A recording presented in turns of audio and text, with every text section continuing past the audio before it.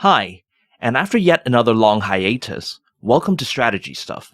This is the fourth entry in The Strategy of Protest and Revolution, where we'll look at how revolutionary and protest movements achieve success. In particular, we'll focus on the following questions. How do activists turn public discontent into a coordinated movement? What do successful movements do to achieve their goals? And how have successful strategies changed over time? In this entry, we'll be looking at the Russian Bolshevik Revolution from March to November 1917. It's a long entry, so I've split it into two parts, each being its own video. This first part will focus on Lenin's social movement strategy, or how Lenin planned to bring socialism to Tsarist Russia. Russia went through two revolutions in 1917. First, the February Revolution overthrew Tsarist autocracy for a liberal provisional government. Then, the October Revolution overthrew the provisional government for a socialist regime that would later become the Soviet Union. Between these two revolutions, the Bolsheviks, led by Lenin, went from being a small group to one that could take over Russia's capital of Petrograd. How did Lenin pull this off? Let's first review what social movements are about. A social movement harnesses the collective power of ordinary people to impose change upon society. In this, it is resisted by an establishment that represents existing interests, and can use the powers of the state, particularly those related to coercion and violence, to maintain said interests. Against this, movements do two things. First, they raise issues that encourage the public to participate in the movement.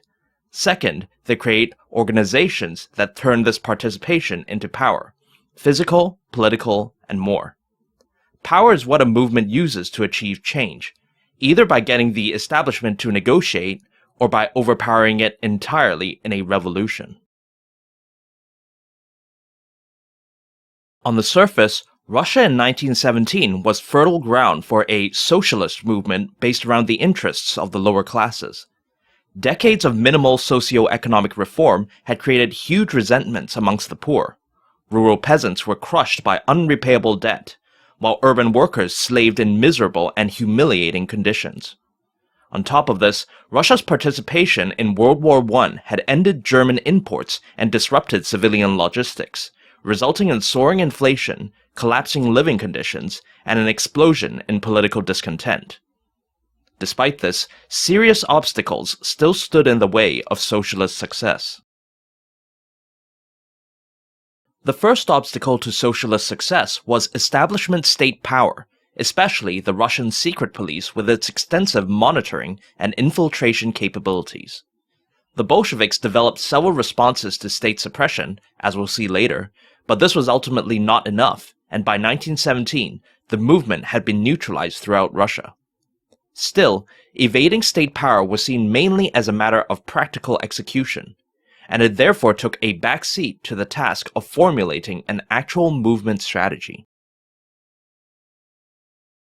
Which brings us to the second and far more fundamental obstacle, socialism's unpopularity in 1917 Russia. While many Russians were sick of the Tsarist establishment, that didn't mean that they saw socialism as the solution. In fact, to use our template for social movements, many socialists themselves believed that their socialist issue would only attract minuscule participation in 1917 Russia, making it impossible to achieve success there. Briefly and extremely generally, the socialist issue was derived from the socio-economic theories of Karl Marx. It claimed that society had a major problem, the proletariat, meaning people who could only survive through wage work, which under classical Marxism meant urban factory workers, was being exploited by the capitalist bourgeoisie, who controlled the wage-paying means of production, like factories, and used this control to force the proletariat to work for less than fair wages. To socialists, exploitation was responsible for the worker misery and humiliation that was commonplace at the time. To end exploitation, the socialist issue proposed the following solution. A socialist movement would take over the state and use its powers to establish proletarian control over the means of production. Socialists argued that this would lead to properly rewarded work, which would let the proletariat fully contribute to society, and eventually result in a communist utopia of technological super progress, material abundance, and individual self-realization. So why was the socialist issue unpopular in 1917 Russia? Firstly and straightforwardly, issues that attract the public need to be relevant to their concerns, and the socialist issue wasn't that. Classical Marxism focused on the exploitation of the urban factory worker, who in 1917 Russia made up only 2% of the population. It had little to say to the rural peasant majority and drove away all but the most idealistic bourgeoisie. What's more, socialists believed that their issue, as of 1917, wouldn't even attract that 2% of the proletariat. This was because socialism had, and has, a real difficulty demonstrating its relevance to the lower classes, especially against competing narratives. Why should workers blame capitalist exploitation for unfair wages, instead of immigration or automation? Why is a better life only possible through seizing the means of production, instead of, say, voting for bread and circuses? There are many ways to interpret this difficulty. Crucially for socialists, they did so by developing the concept of class consciousness.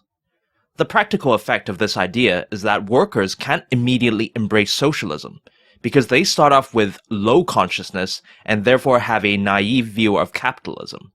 For example, they believe that their misery comes from a bad boss, and simply replacing him will solve everything.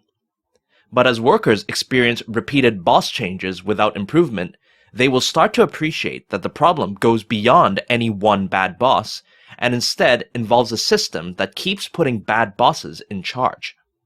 This eventually leads to high consciousness workers who understand that their misery does not come from any one bad boss, but from a system that rewards bad bosses with wealth.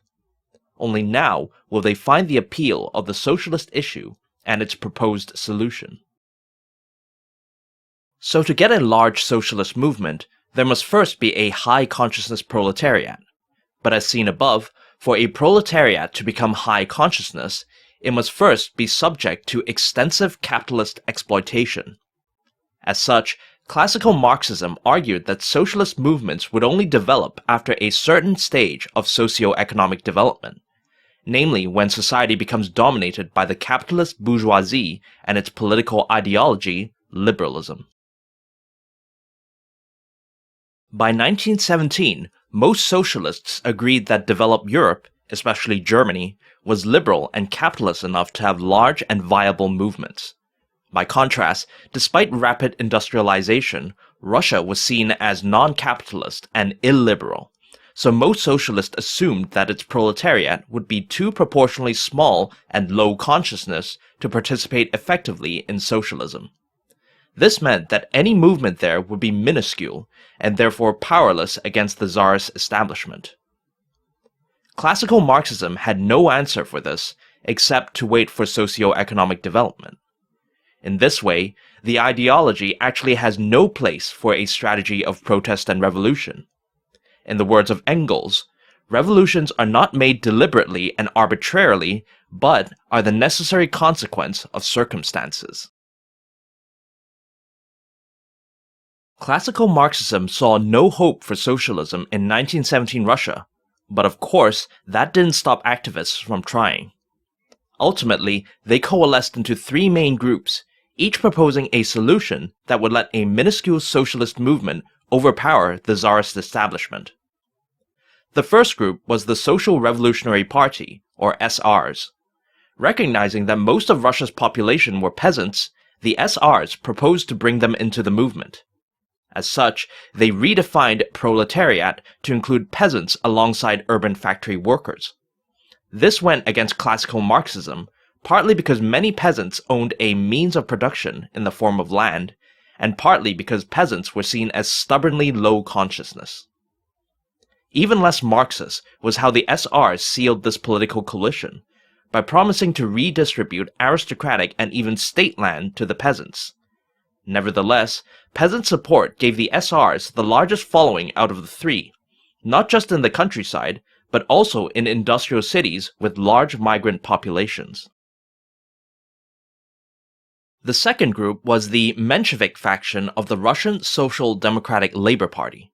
They largely followed classical Marxism, both in focusing on the urban factory worker and in the assessment that said workers were still low consciousness. Their solution was, therefore, to raise consciousness by promoting Russia's socio-economic development, which meant letting the capitalist bourgeoisie further exploit the proletariat. Nevertheless, this meant that the Mensheviks would team up with well-funded bourgeois movements who also wanted to overpower the Tsarist establishment, albeit for liberal rather than socialist change. By riding on their coattails, the Mensheviks hoped to acquire goodwill or even power, which they could then use to achieve some socialism within Russia. Then, there was the Bolshevik faction of the Russian Social Democratic Labor Party, the group headed by Lenin.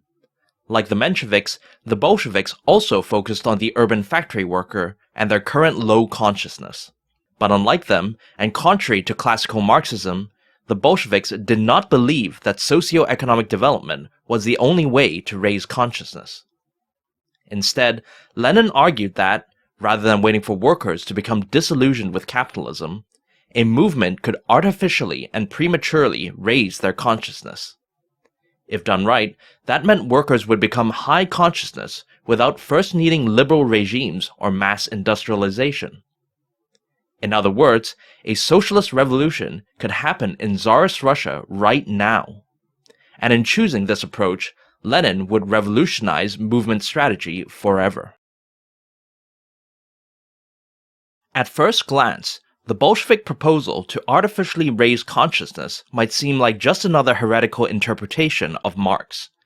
In fact, what they proposed was a completely different movement grand strategy.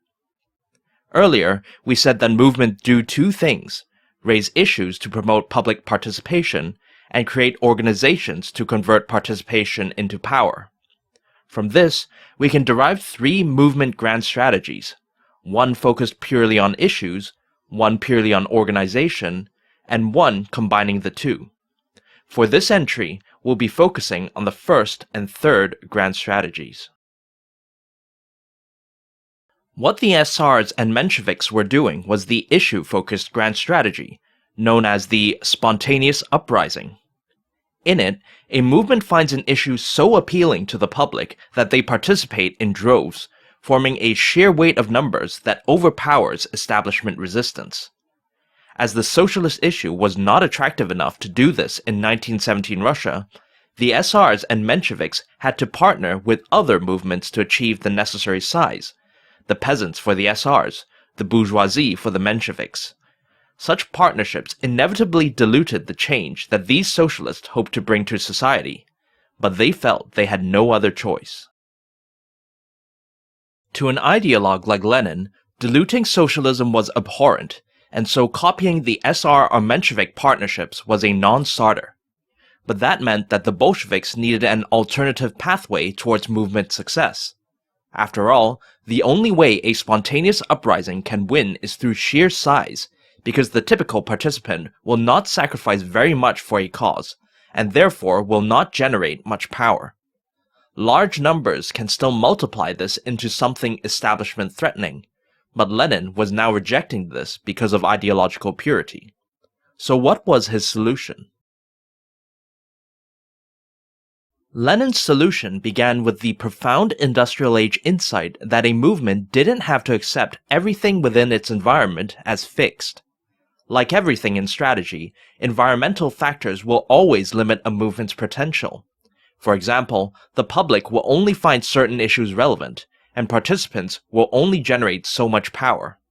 The small proletariat and their lack of consciousness were, of course, major environmental constraints on socialism in 1917 Russia.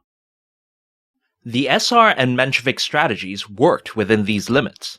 The Bolsheviks, by contrast, believed that said limits could be manipulated, and that industrial technology made this task easier than ever before. For example, by manipulating information through propaganda, an issue can become relevant to participants who wouldn't have naturally cared before. Here, Lenin believed that he could manipulate consciousness growth within the Russian proletariat, and in so doing, prematurely mold them into exceptionally committed participants, ready to make the large sacrifices necessary for powerful actions, up to and including socialist revolution. If done right, the small Bolshevik movement would generate a power vastly larger than its size, freeing it from the need to partner with non-socialists in order to achieve success.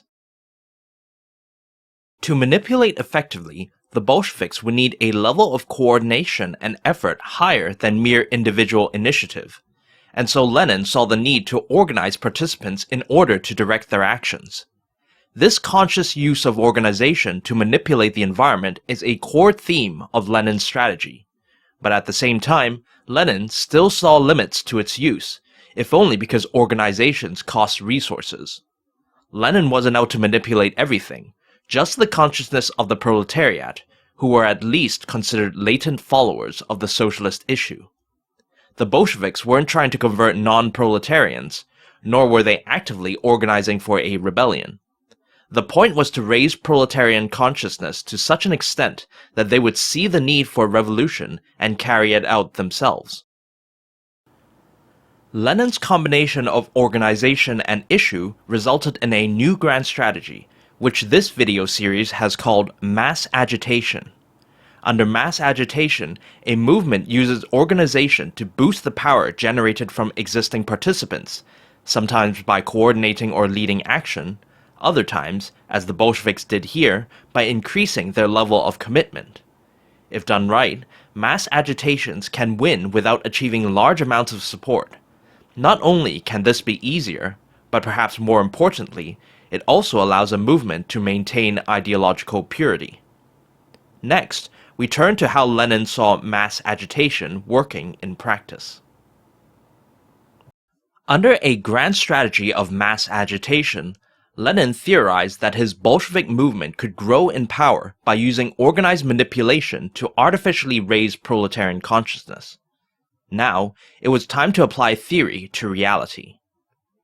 In considering how to raise consciousness, Lenin could have drawn from a homemade tradition, modern political terrorism.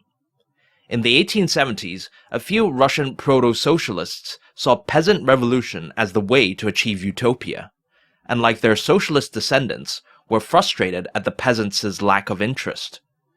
Similar to the logic of class consciousness, these proto-socialists believed that the peasants could be inspired into revolt, and so they launched terrorist attacks to provide that inspiration as well as practical guidance.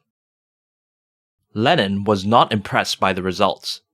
Despite some significant successes, including the assassination of a Czar, the peasant revolution never materialized.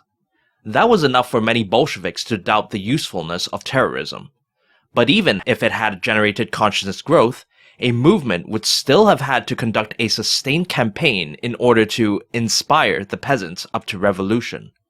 And this was near impossible, given that terrorism always triggered the full suppression of the Tsarist state.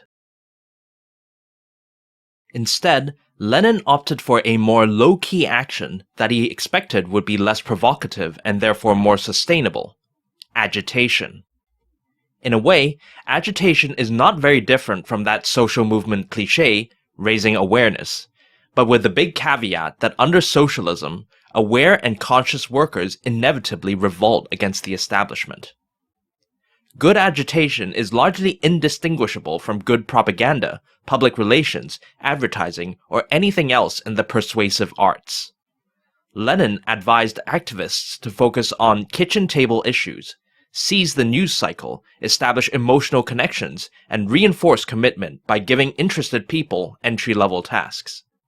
The Bolsheviks also politicized identities by linking them to socialism, notably by asserting that women and colonized peoples were also victims of exploitation.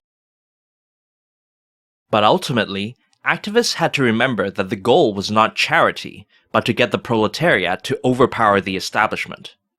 As an example, while it might have been a good idea to use child labor as an emotional example of capitalist exploitation, the correct agitative response was probably not to promise a quick fix within the capitalist system, but instead to stress that only under socialism could child labor truly be fixed.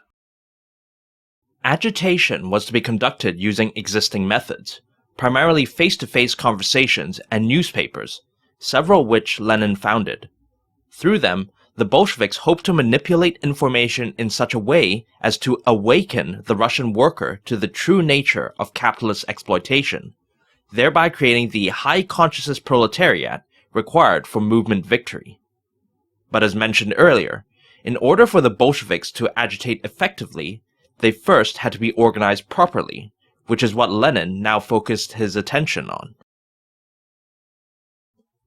In order to get the proletariat to join the Bolshevik movement, Lenin proposed using agitation to raise their consciousness, and in order to agitate effectively, Lenin proposed to do it in an organized manner, with specific structures guiding and coordinating the actions of individual participants. This was the genesis for one of Lenin's more famous creations, the Vanguard Party. Despite the above logic, Lenin did not prioritize action effectiveness when considering the structure of his Vanguard organization. This made sense from his perspective. Since socialism was inevitable, a movement that agitated poorly would merely delay things. Lenin's real fear was that his movement would deviate from his own uncompromising interpretation of Marx, resulting in a socialism that was quote-unquote corrupted by liberal capitalism. Lenin's fear was not an idle one. Ever since their appearance, socialist movements have been tempted to politically compromise with liberal capitalism in return for material benefits. The British Labour Party was furthest along in this regard, but to Lenin, the worst betrayal came from Europe's leading socialist movement, which was Germany's Social Democratic Party, or SPD. Briefly summarizing, in the early 1900s, the SPD was made up of two halves, the movement activists in the political party and the actual proletariat in the trade unions. At first, the party claimed to speak for both when it rejected Bismarck's attempt to subvert socialism with his own welfare policy. The party's position angered the trade unions, who stood to benefit from welfare. Eventually, the unions demanded leadership over the SPD, claiming that they were the true voice of the proletariat. Unable to resist this logic, the activists caved, and immediately the union-led SPD began to compromise with the German establishment, not only renouncing revolution and strike action, but also supporting establishment nationalism and colonialism. This culminated in World War I, with the SPD voting to support what Lenin saw as a capitalist war. To Lenin, the SPD's failure revealed the tendency of both proletariat and party to deviate towards liberal capitalism. Famously, he chastised the proletariat as having, at best, a trade union consciousness, which meant that they would always compromise with liberal capitalism in return for material benefits. Party members, on the other hand, were vulnerable to being seduced by liberal political logic, whether through the promise of incremental reforms under capitalism, or, like in the SPD's case, through calls to accept the democratic will of a heretical proletariat. Lenin organized his vanguard to prevent these two tendencies from perverting his vision, and the result has determined the structure of Leninist parties to this day. First, Lenin split the socialist movement into two tiers, the mass movement, consisting of the regular proletariat, and the Vanguard Party, consisting of movement activists. This is sometimes seen as a defense against suppression, where the mass movement would provide support openly yet anonymously, while the vanguard would do the specialized and risky work of agitation. But the main reason was to keep decision-making out of the proletariat and within a small activist elite that could be better vetted for ideological purity. And Lenin intended to vet these activists thoroughly by demanding that they become full-time professional revolutionaries solely dedicated to the socialist movement. Again, there were security reasons for this. Professionals could perform tasks more efficiently and were better prepared for state suppression. but the main reason was that full-time activists would live their whole lives within the vanguard and would therefore be fully immersed within the socialist bubble, with little outside contact to challenge their worldview. Of course, even the most professional activists could lose faith, so Lenin developed a structural safeguard against them, what would often ironically be known as democratic centralism. Democratic centralism is a top-down hierarchy where the lower entities must follow the decisions of the higher leadership. Technically, the latter are held in check by the former through regular elections, but in practice, the higher leadership can override this by deciding who can join the lower entities. In any case, Lenin was not interested in checking power, but in checking ideology. With this circular arrangement, he hoped to perpetuate his vision by placing like-minded people in the lower entities, who in turn would do the same when picking Lenin's successors.